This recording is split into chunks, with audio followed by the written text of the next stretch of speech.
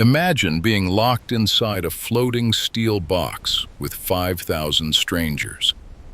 No windows, no fresh air, no privacy. You sleep in a bed the size of a coffin, 18 inches from the person above you. You work 18 hours a day in 140-degree heat. You haven't seen your family in 7 months, and you won't for another 2. Welcome to life aboard a United States Navy aircraft carrier, the most expensive warship ever built, and one of the worst places on Earth to live.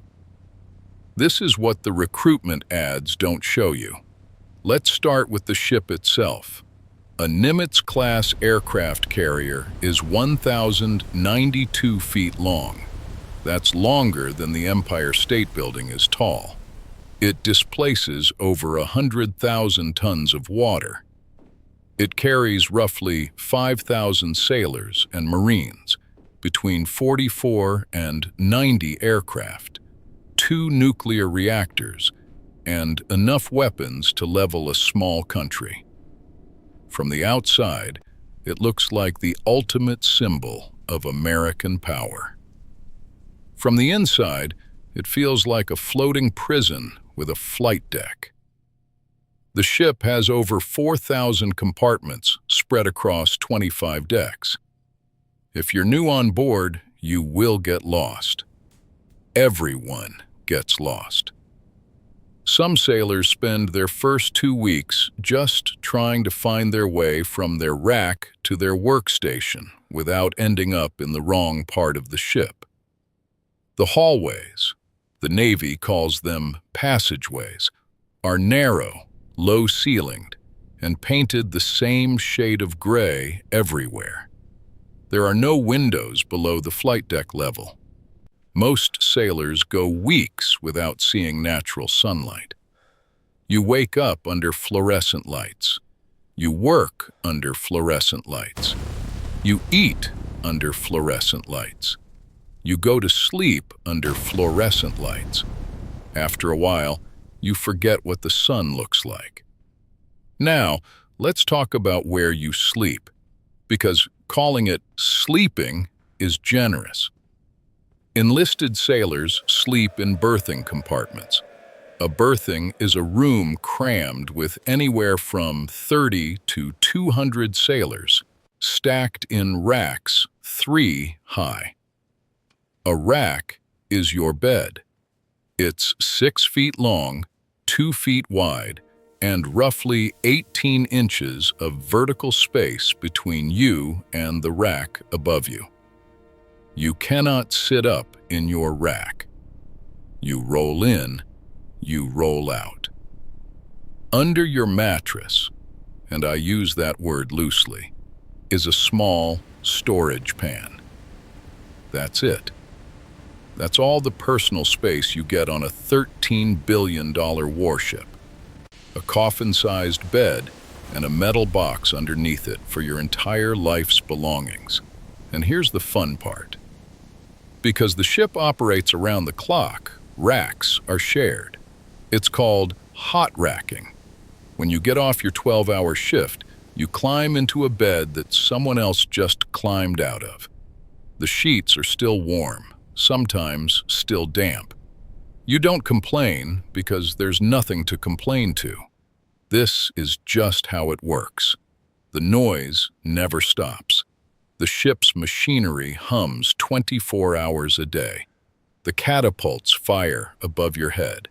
And if your berthing is near the flight deck, every launch sounds like a car crash directly above you.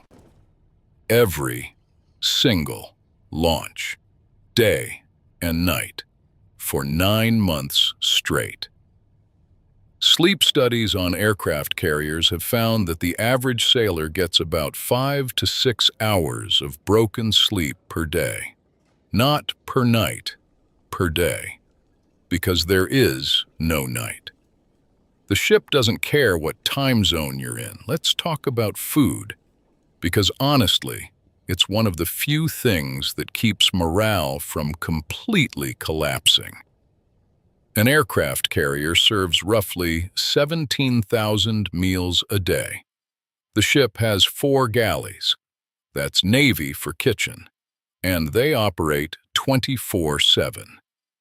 Breakfast, lunch, dinner, and mid-rats. Midnight rations for the crew coming off the late shift. The food is fine.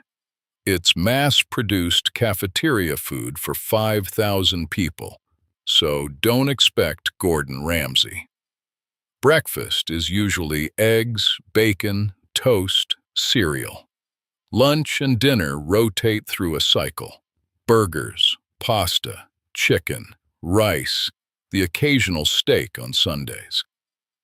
The Navy calls Sunday dinner surf and turf, steak and shrimp. It's the highlight of the week. Sailors literally count the days until Sunday dinner. The coffee is available everywhere, all the time. And it is terrible. But you drink it anyway because you're running on 5 hours of sleep and you have a 16-hour shift ahead of you. Now, the work. This is where it gets serious. The flight deck of an aircraft carrier is considered the most dangerous workplace in the world. That's not an exaggeration. It's an official designation. The Navy's own safety data backs it up. You have jets landing at 150 miles per hour, 20 feet from where people are standing.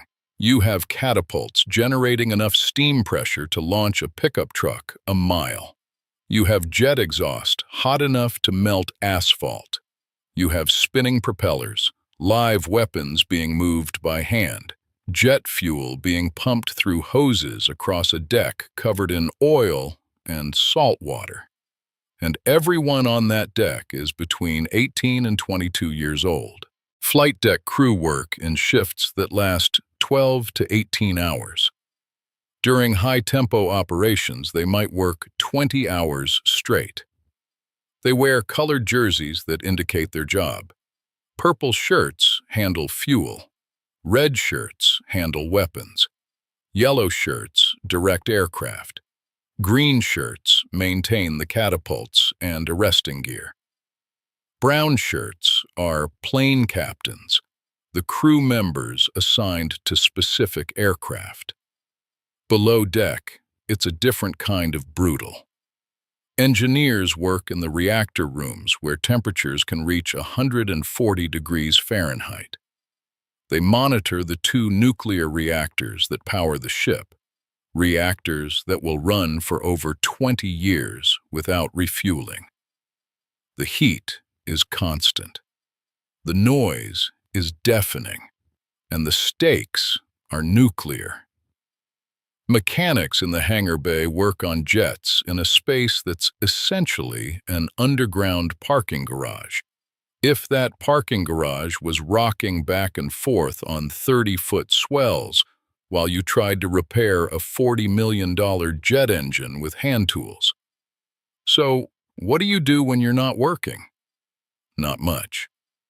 Free time on a carrier is measured in minutes, not hours. But when you get it, your options are limited.